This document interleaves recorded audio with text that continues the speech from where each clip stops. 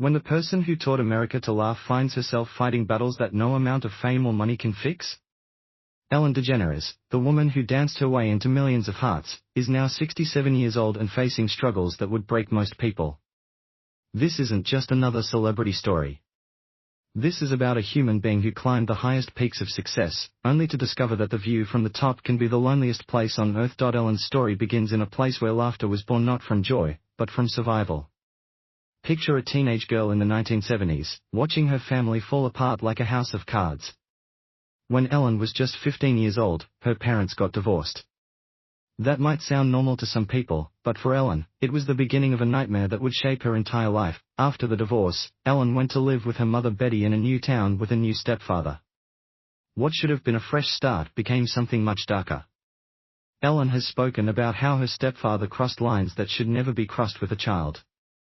He hurt her in ways that no child should ever experience. When she tried to tell her mother what was happening, her mother didn't believe her.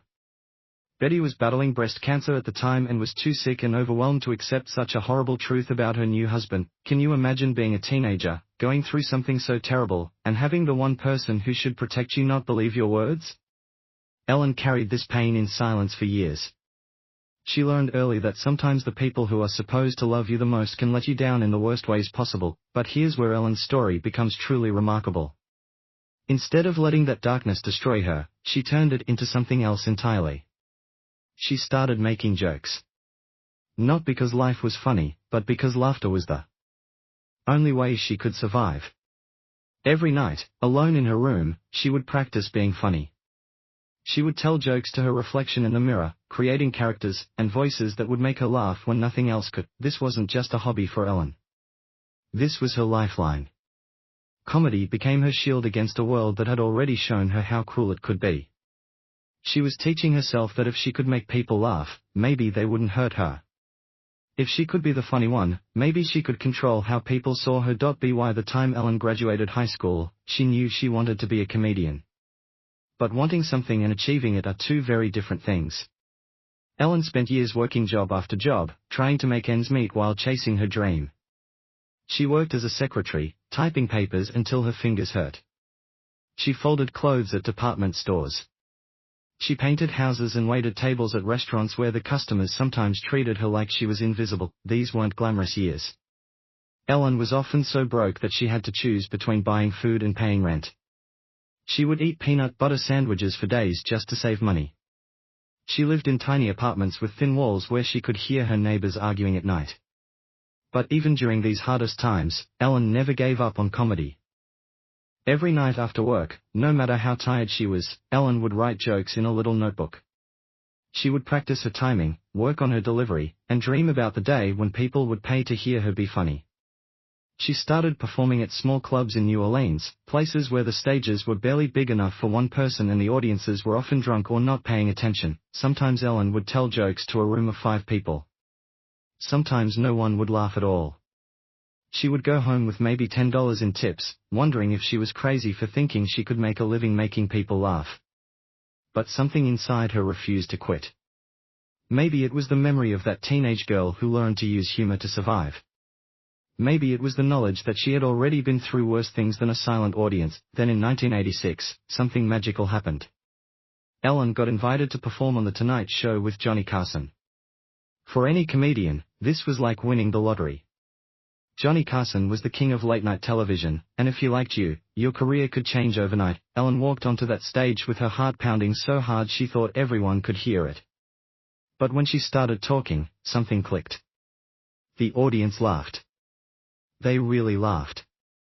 And then something even more amazing happened. Johnny Carson himself walked over and invited Ellen to sit on the couch with him.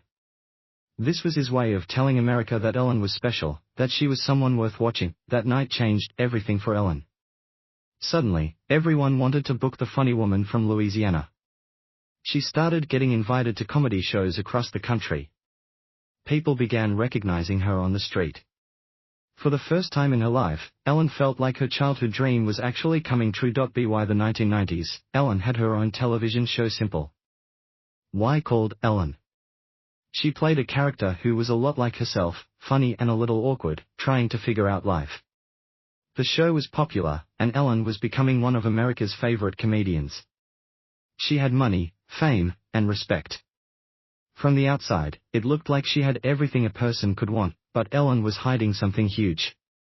She was gay, and in the 1990s, that was not something most celebrities talked about publicly. Being gay could end your career, especially if you were on a family television show. Ellen spent years pretending to be someone she wasn't, dating men for the cameras while knowing in her heart that she was living a lie. The weight of this secret was crushing her. Every interview where she had to pretend to be straight, every public appearance where she couldn't be herself, every day of living a double life was eating away at her soul. Ellen later said this was one of the hardest times in her life because success felt empty when she couldn't be honest about who she really was. Then in 1997, Ellen made one of the bravest decisions in television history. On her show, her character came out as gay. And in real life, Ellen came out too. She went on magazine covers and talk shows, telling the world her truth for the first time.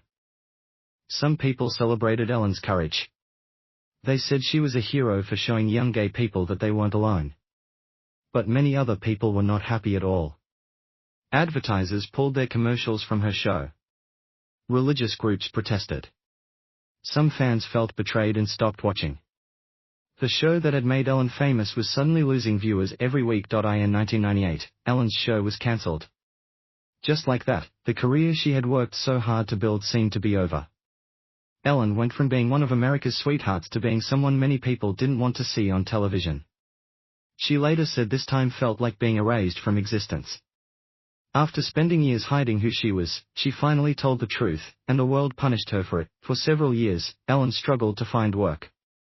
The phone stopped ringing. Job offers disappeared.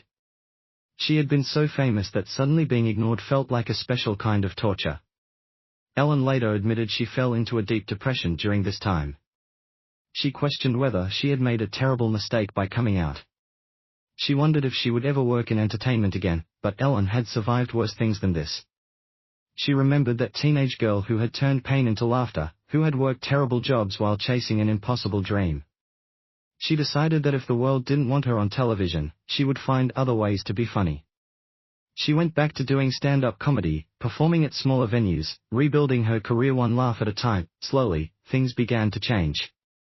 Society was changing too, becoming more accepting of gay people. In 2003, Ellen got another chance when she was offered a daytime talk show called The Ellen DeGeneres Show. Many people thought it would fail, but Ellen was determined to prove them wrong. The show was unlike anything else on daytime television. Ellen made a place of pure joy. She danced with her audience, gave away prizes, surprised people with life-changing gifts, and interviewed celebrities in a way that made them seem like regular people having fun conversations. Her motto was "Be kind to one another," and she seemed to really mean it. For nearly 20 years, Ellen's show was one of the most successful programs on television. She won dozens of Emmy Awards. She became so trusted and beloved that she hosted the Academy Awards multiple times. In 2003, she also became the voice of Dory in the animated movie Finding Nemo, a role that introduced her to a whole new generation of fans. Ellen's comeback was so complete that in 2016, President Barack Obama gave her the Presidential Medal of Freedom, the highest honor a civilian can receive in America. The same woman who had been cancelled for telling the truth was now being honored by the president for her contributions to American culture. It seemed like Ellen had finally won. She had proven that honesty, even when it's costly, can ultimately lead to even greater success. She had turned her pain into purpose, her struggles into strength. She had a successful show, millions of fans, and a beautiful marriage to actress Portia de Rossi, whom she had married in 2008 when California briefly allowed gay marriage. But success, even the kind that seems perfect from the outside, doesn't protect anyone from life's hardest challenges. In 2020, when Ellen was 62 years old, her world was turned upside down again. It started with a tweet from a comedian who jokingly asked people to share their stories about Ellen being mean. What began as what seemed like a harmless joke quickly became something much more serious. Thousands of people began sharing stories online. Some said Ellen was cold and unfriendly in person. Former employees of her show spoke about a workplace where people were afraid to make mistakes, where staff members were told they couldn't look Ellen in the eye or speak to her unless she spoke first. Some described feeling like they were walking on eggshells every day at work. The woman who had built her brand on kindness was suddenly being accused of being the opposite behind the cameras. It didn't matter whether every story was completely true. What mattered was that enough people believed them to create a firestorm of criticism. Then came the investigation. A major news website published interviews with former employees who described the work environment as toxic. 3 senior producers on Ellen's show were accused of serious misconduct and were quickly fired. Ellen herself was forced to apologize on television, admitting that she hadn't been aware of problems behind the scenes of her own show. For Ellen, this felt like 1997 all over again. Once again, her career was in danger. Once again, people were questioning everything about her. The difference was that this time, Ellen was older, more tired, and less certain that she could fight her way back. The show continued for 2 more seasons, but it was never the same. Ratings dropped. Some celebrities stopped wanting to appear as guests. The joy that had made the show special was replaced by an awkwardness that everyone could feel. In 2021, Ellen announced that season 19 would be her last. When the Ellen DeGeneres show ended in 2022, after 19 seasons and nearly 3,000 episodes, it felt less like a celebration and more like a funeral. Ellen had created something beautiful that brought happiness to millions of people, and now it was ending under a cloud of controversy and disappointment. But Ellen's struggles were far from over. As she entered her late 60s, her body began betraying her in ways that fame and fortune couldn't fix. Ellen revealed that she has been dealing with several serious health conditions that make everyday life much harder than it appears. She has osteoporosis, a condition where bones become thin and fragile, making them easy to break. Simple activities like walking or reaching for something can be dangerous because a small fall could result in a serious fracture. Ellen also suffers from arthritis, which causes her joints to swell and stiffen, making movement painful and difficult. On top of the physical problems, Ellen has also been open about her mental health struggles. She has obsessive-compulsive disorder, which means her brain gets stuck on repetitive thoughts and behaviors that she can't easily control. She also has ADHD, which makes it hard for her to focus and sit still. Ellen has described mornings as particularly difficult. She wakes up in pain, with joints so stiff that getting out of bed is a challenge. The hands that once gestured expressively while telling jokes now sometimes shake from arthritis. The body that once danced energetically across television stages now moves slowly and carefully. For someone who was known for her boundless energy and infectious joy, dealing with these limitations has been heartbreaking. Ellen has had to learn to live at a much slower pace, accepting help with things she used to do easily by herself. Through all of these challenges, one person has remained constant in Ellen's life, her wife Portia. Portia de Rossi, the Australian actress who fell in love with Ellen in 2004, has stood by her through every storm. Their love story began when both women were already famous but struggling with their own private battles. Portia was dealing with eating disorders and depression while hiding her sexuality in Hollywood. When they met, they recognized something in each other, a shared understanding of what it meant to live behind masks while dying inside. Their relationship wasn't just romance, it was healing. They helped each other become more honest, more authentic, more willing to be vulnerable. When they married in 2008, it was during one of the brief periods when gay marriage was legal in California. Their wedding was small and intimate, focused more on love than publicity. When Ellen faced the workplace controversy in 2020, Portia could have distanced herself to protect her own career. Instead, she publicly defended Ellen, posting on social media that she stood by her wife completely. When Ellen's health began failing, Portia became her caregiver, helping with daily tasks and making sure Ellen took her medications and went to her medical appointments. Their home together has become Ellen's sanctuary. They've moved away from the Hollywood spotlight, choosing to spend their time in quieter places where Ellen can rest and recover. Portia has redesigned their living spaces to accommodate Ellen's physical limitations, ensuring that their home is comfortable and safe. Ellen often says that Portia saved her life, not just once but many times over. During the darkest periods of controversy and illness, when Ellen felt like giving up, Portia was there to remind her that she was loved for who she was, not what she did for a living. In 2024, Ellen returned to stand-up comedy one last time with a tour called Ellen's Last Stand-Up and a Netflix special titled For Your Approval. The title said everything about where Ellen was in her life. She was saying goodbye, and she was still seeking acceptance from an audience that had both lifted her up and torn her down throughout her career. During these performances, Ellen was more honest than she had ever been publicly. She talked about her mistakes, her regrets, and her health problems. She admitted that fame had isolated her in ways she never expected. She spoke about learning to live with chronic pain and the humbling experience of growing old in the public eye. The audiences who came to see these final shows weren't just there for laughs. They were witnessing the end of an era, saying goodbye to someone who had been part of their lives for decades. There was sadness mixed with the laughter, an understanding that they were seeing Ellen as she really was, not as the perfectly cheerful television host she had played for so many years. After the tour ended, Ellen and Portia made a decision that surprised many people. They moved to England, far away from the entertainment industry that had both made and broken Ellen multiple times. They bought a home in the English countryside, surrounded by rolling hills and quiet villages where Ellen could heal away from the constant scrutiny of American media. Their life now is dramatically different from the Hollywood years. Instead of studio audiences and red carpet events, Ellen's days are filled with gentle walks through gardens, quiet conversations with Portia, and the company of their beloved pets. She continues to buy and renovate houses, but now it's more about creating beautiful spaces than making money. Ellen's net worth is estimated to be around $450 million, which means she has enough money to last several lifetimes. But all that wealth can't buy her a new body or erase the painful memories of betrayal and rejection. It can't bring back the years when she had to hide who she was, or undo the damage from the workplace controversies. What the money can provide is comfort and security. Ellen doesn't have to worry about paying for the best medical care or creating a peaceful environment for her final years. She and Portia can travel when Ellen feels well enough, and they can afford to make their homes accessible and comfortable despite Ellen's physical limitations. But perhaps the most valuable thing Ellen has isn't money at all. It's perspective. After decades of chasing approval from others, she's finally learning to approve of herself.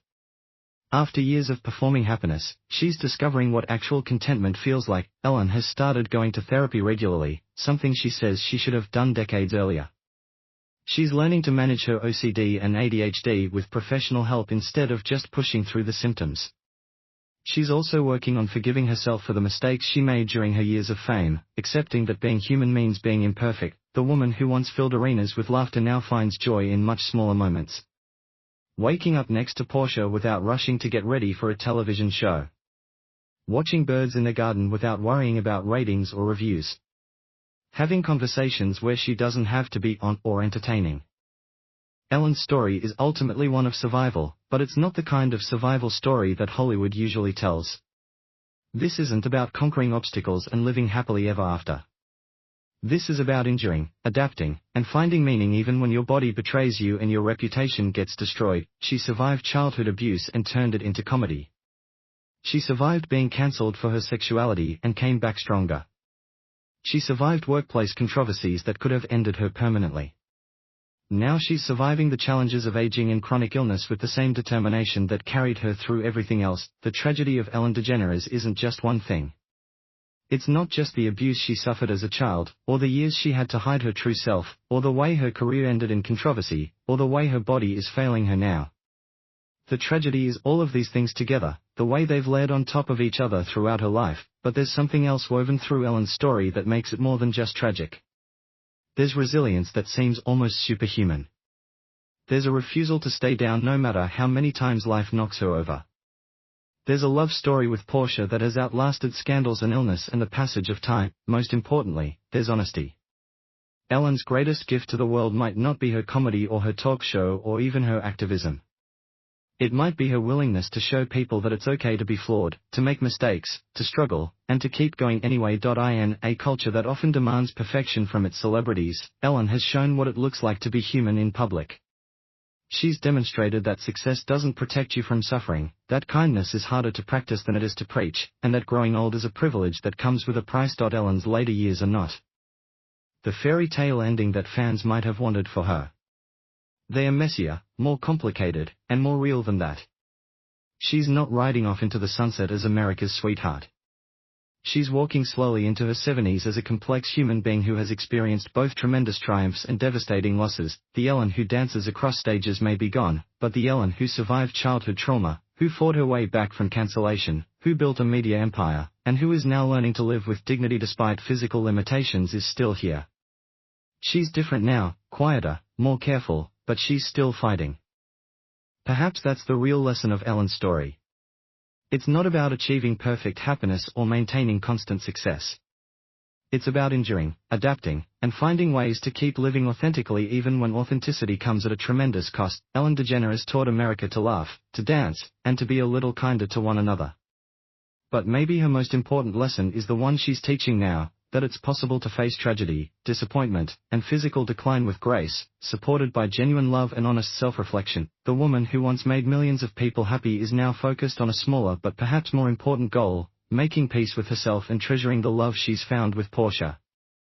In a world that often measures success by external achievements, Ellen's final chapters are about internal healing and private joy. Her story isn't over yet, and we don't know how it will end. But we know it will be honest, because that's the one thing Ellen has never been able to give up, even when honesty nearly destroyed her. And maybe that's enough. Maybe being real, being flawed, and being human is the greatest performance of all. If Ellen's journey has touched your life in any way, if her laughter brightened your darkest days, or if her struggles have helped you feel less alone in your own battles, I want you to take a moment to show some love. Hit that like button to honor a woman who gave everything to make the world a little brighter, even when her own world was falling apart. Share this video with someone who needs to hear that it's okay to not be perfect, that it's possible to survive betrayal and build something beautiful from the pieces. And subscribe to this channel because Ellen's story reminds us that every human being has layers, complexities, and struggles that deserve to be understood with compassion rather than judgment. Ellen DeGeneres may be walking more slowly these days, but her impact on our culture and our hearts will echo for generations to come.